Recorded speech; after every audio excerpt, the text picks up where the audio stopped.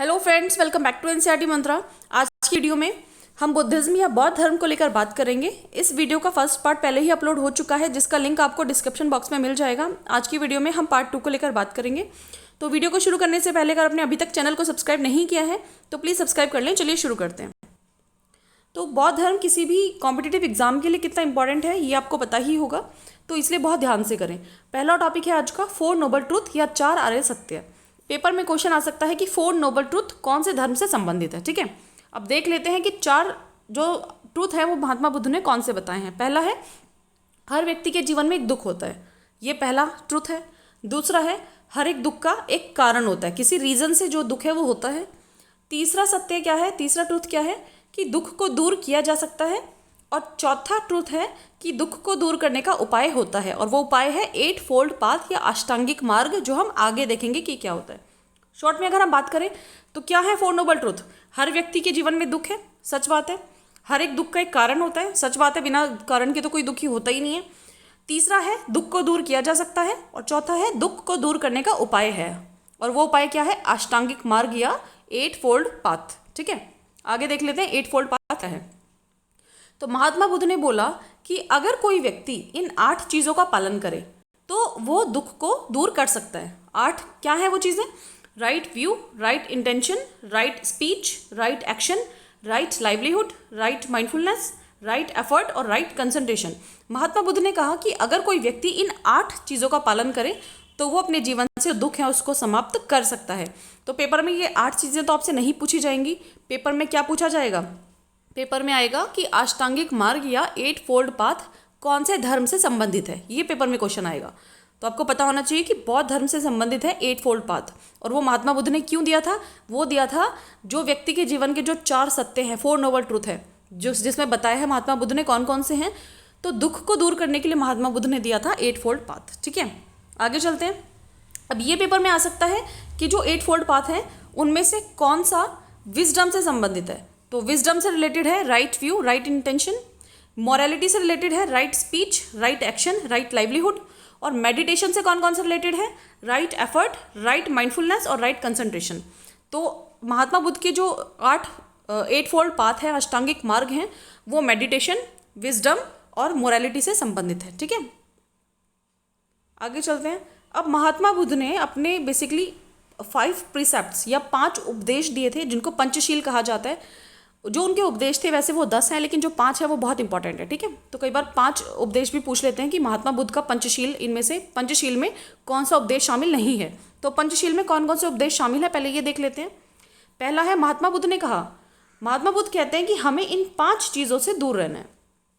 इन 5 चीज़ों से किसी भी व्यक्ति को दूर रहना है। पहला है वायलेंस, हिंसा, हिंसा से व्यक्ति को दूर रहना चाहिए। दूसरा है चोरी नहीं करनी चाहिए, स्टीलिंग। तीसरा है सेक्सुअल मिसकंडक्ट, इससे दूर रहना चाहिए। चौथा है लाइंग और गॉसिपिंग, इससे व्यक्ति को दूर रहना चाहिए। और पांचवा है taking intoxicating substances, example drugs और ड्रिंक, मतलब हमें ड्रिंक नहीं करना चाहिए, हमें ड्रग्स नहीं लेना चाहिए। ये 5 चीज़ें महात्मा बुद्ध ने कहा कि एक व्यक्ति को इन 5 चीज़ों से दूर रहना चाहिए। और पिक्चर में आप देखेंगे ये चीज़ें, इन पर ध्यान दीजिए। पहला है नो किलिंग, बोला महात्मा बुद्ध ने हिंसा से दूर रहना चाहिए, वायलेंस। तो पहला है नो किलिंग। ये बेसिकली दूसरों की लाइफ की इज्जत करने से संबंधित है कि हर व्यक्ति की जो लाइफ है हमें उसकी इज्जत करनी चाहिए, और किसी की ज़िंदगी को लेने का हमें कोई अधिकार नहीं है।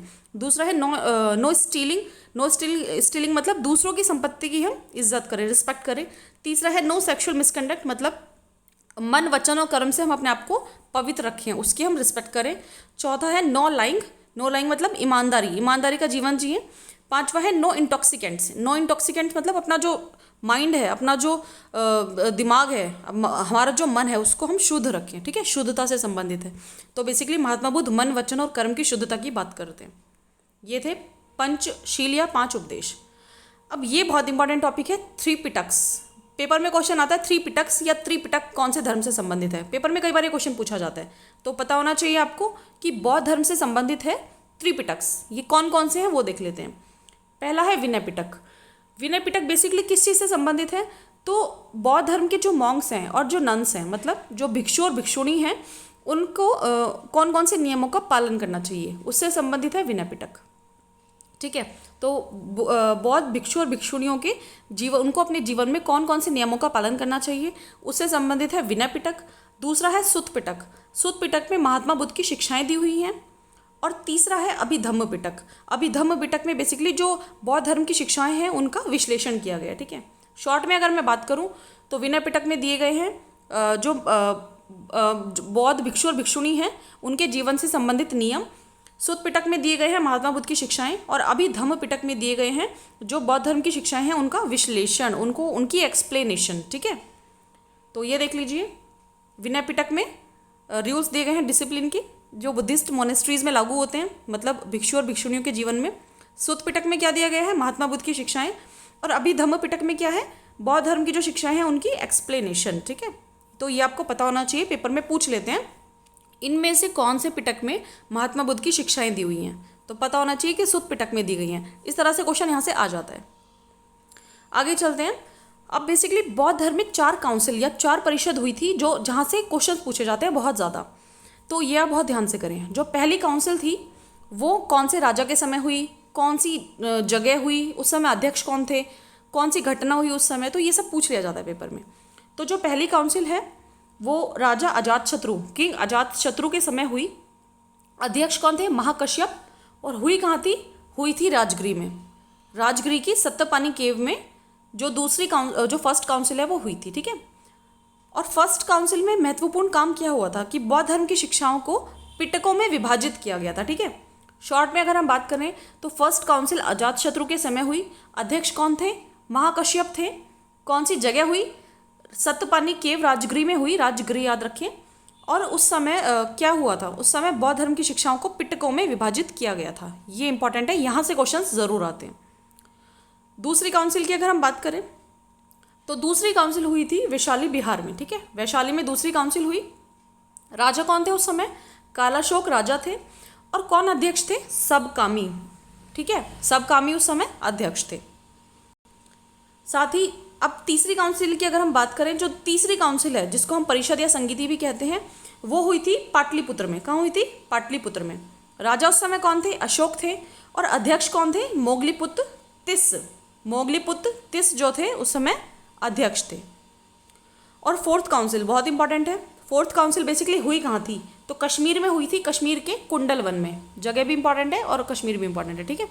कश्मीर के कुंडल वन में हुई थी फोर्थ काउंसिल। कौन से राजा थे, कनिष्क जो कि कुषाण वंश के हैं, कुषाण एम्पायर। और उस समय अध्यक्ष कौन थे, वसुमित्र। अगर वसुमित्र ऑप्शन में ना हो तो आंसर होगा अश्वघोष। ठीक है। अगर दोनों ही ऑप्शन में है, वसुमित्र भी अश्वघोष भी, तो आंसर होगा वसुमित्र। वसुमित्र ऑप्शन में नहीं है तो आंसर होगा अश्वघोष। ठीक है।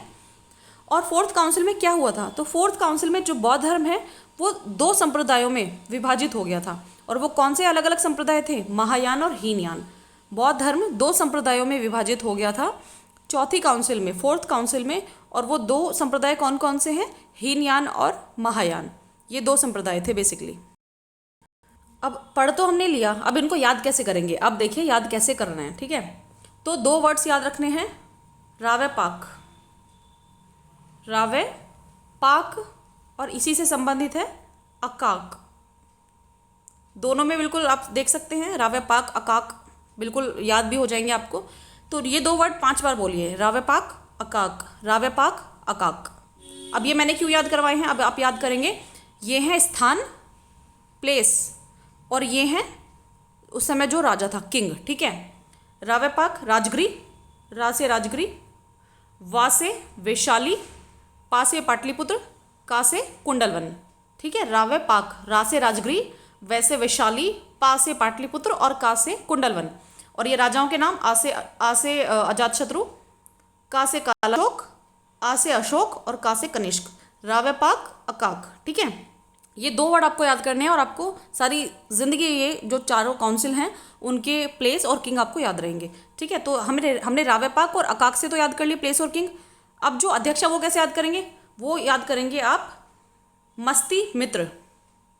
मस्ती मित्र, इससे याद करेंगे। ठीक है। मस्ती मित्र से कैसे, एम ए से महाकश्यप जो कि पहले अध्यक्ष थे, एस से सबकामी जो कि दूसरे थे, तीसरे मोगलीपुत्र तिस, तो तिस से टी आई से याद हो जाएगा आपको तिस। और चौथे कौन से थे? वसुमित्र, जो आपको मित्र से याद हो जाएगा, ठीक है। तो मस्ती मित्र, इससे आप अध्यक्षों को याद कर सकते हैं। तो बेसिकली आपको 3 वर्ड याद रखने हैं, रावेपाक, अकाक और मस्ती मित्र, ठीक है। इनसे आप प्लेस, किंग और अध्यक्ष, जो अध्यक्ष थे उनको याद कर सकते हैं। आगे चलते हैं। तो अब है महायान और हीनयान, इनके बारे में थोड़ा सा जान लीजिए जो पेपर में आता है, ठीक है। पहले है महायान। महायान जो संप्रदाय है वो बेसिकली मूर्ति पूजा में विश्वास रखता है। पेपर में यही आता है, इनमें से कौन सा संप्रदाय है जो मूर्ति पूजा में विश्वास रखता है, आइडल वर्शिप, ठीक है। महायान, हीनयान, और 2 ऑप्शन और दे देंगे। तो महायान जो है वो मूर्ति पूजा में विश्वास करता है और जो हीनयान है वो मूर्ति पूजा में विश्वास नहीं करता है, ठीक है। यही डिफरेंस है दोनों में। जो महायान है वो मूर्ति पूजा में विश्वास करता है, जो हीनयान है वो मूर्ति पूजा में विश्वास नहीं करता है, और जो बौद्ध धर्म की जो मूल शिक्षाएं हैं उनमें विश्वास करता है, ठीक है। तो यही जो मेन अंतर है वो है दोनों के बीच में, सिर्फ इतना याद करना है। और एक संप्रदाय है थेरवाद, वो किससे संबंधित है? वो हीनयान से संबंधित है, ठीक है। सिर्फ इतना ही पूछा जाएगा आपको कि इनमें से कौन सा मूर्ति पूजा में विश्वास करता है, कौन सा नहीं करता है, बस यही पता होना चाहिए आपको। आगे चलते हैं। अब बौद्ध धर्म से रिलेटेड कुछ अन्य बातें हैं जो पेपर में पूछी जाती हैं, और ये लास्ट टॉपिक है आज का। पहला है जातक कथाएं। जातक कथाएं कौन से धर्म से संबंधित हैं? पेपर में आता है। तो महात्मा बुद्ध के जीवन से संबंधित है जातक कथाएं, मतलब बौद्ध धर्म से संबंधित है जातक कथाएं। दूसरा मेन जो इंपॉर्टेंट चीज़ है कि महात्मा बुद्ध का जन्म, मृत्यु और ज्ञान की प्राप्ति तीनों ही कब हुए थे? तीनों ही हुए थे पूर्णिमा के दिन, ठीक है। ये क्वेश्चन आ जाता है। और अब कुछ प्रमुख बौद्ध मठ हैं जो पेपर में आ जाते हैं। तो पहला है हेमिस मठ। हेमिस मठ लद्दाख में। हेमिस मठ कहाँ है? लद्दाख में। और हेमिस नेशनल पार्क भी है जो कहाँ है? लद्दाख में, ठीक है। और हेमिस के बारे में, हेमिस नेशनल पार्क के बारे में इंपॉर्टेंट फैक्ट है जो आप मुझे कमेंट बॉक्स में बताएंगे, जो मैंने नेशनल पार्क में आपको पढ़ाया था, ठीक है। तो हेमिस मठ कहाँ है? लद्दाख। दूसरा है टाबो मठ। टाबो मठ कहाँ है? हिमाचल प्रदेश। फिर है नामग्याल मठ। नामग्याल मठ कहाँ है? वो भी हिमाचल प्रदेश में है। चौथा रूमटेक। रूमटेक तो बहुत ज़्यादा इंपॉर्टेंट है। रूमटेक मोनेस्ट्री अक्सर पेपर में पूछी जाती है। रूमटेक मोनेस्ट्री कहाँ है? गंगटोक या सिक्किम में? सिक्किम के गंगटोक में है रूमटेक मोनेस्ट्री। फिर है तवांग मठ या तवांग मोनेस्ट्री, ये है अरुणाचल प्रदेश में। नेक्स्ट बोधिमंडा मठ या बोधिमंडा मोनेस्ट्री, ये है बोध गया बिहार में। इंपॉर्टेंट है, बोध गया बिहार। यहीं भी महात्मा बुद्ध को ज्ञान की प्राप्ति हुई थी, इसलिए ये इंपॉर्टेंट है, बोधिमंडा, ठीक है। और लास्ट है नाम ड्रॉलिंग मोनेस्ट्री, ये है कर्नाटक में। तो इसका आप स्क्रीनशॉट ले लें। ये थे इंपॉर्टेंट मोनेस्ट्रीज़। तो ये थी आज की वीडियो। अगर आज की वीडियो आपको अच्छी लगी हो तो प्लीज़ वीडियो को लाइक करें, शेयर करें, कमेंट बॉक्स में बताएं कि वीडियो कैसी लगी। साथ ही चैनल को सब्सक्राइब करना ना भूलें। Thank you so much.